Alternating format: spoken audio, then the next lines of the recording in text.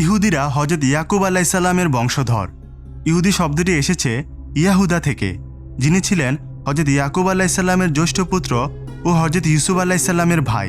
মূলত শব্দটি ইয়াহুজা, জালকে দাল দিয়ে পরিবর্তন করে আরবি করা হয়েছে।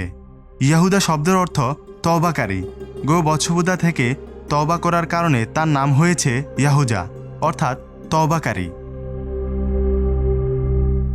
ইয়াহুদা বনি ইসরায়েলের একজন সদস্য হলেও তার নাম থেকে আসা ইহুদি শব্দটি বর্তমানে পুরো বনি ইসরায়েল বা ইসরায়েল জাতিকে বোঝানোর জন্য ব্যবহার করা হয়ে থাকে।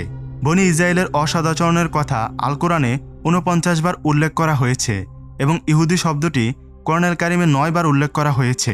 কোরআনে এই সম্প্রদায়ের বিবরণ থেকে তাদের স্বভাব চরিত্র ও আল্লাহদ্রোহিতার বিষয়টি বুঝে আসে।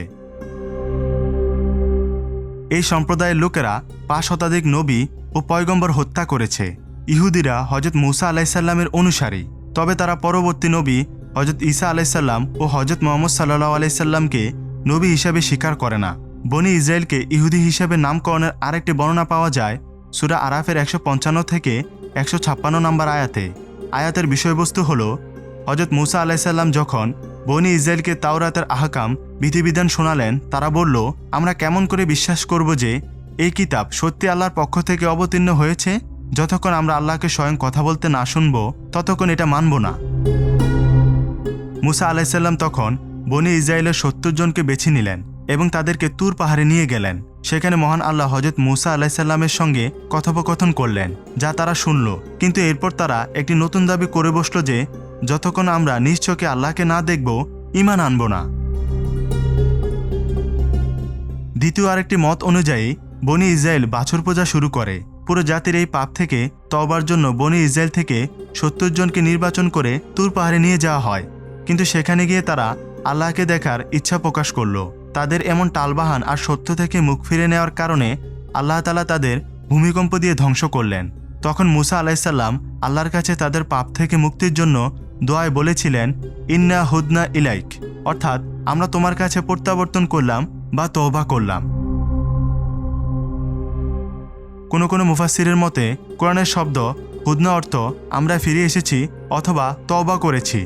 এই শব্দ থেকে তাদের নামকরণ করা হয়েছে ইয়াহুদ বা ইহুদি। পবিত্র কোরআনে এই বিষয়ে বলা হয়েছে, আর মুসা নিজের জাতি থেকে ৭০ জন লোককে আমার নির্ধারিত স্থানের জন্য নির্বাচন করল।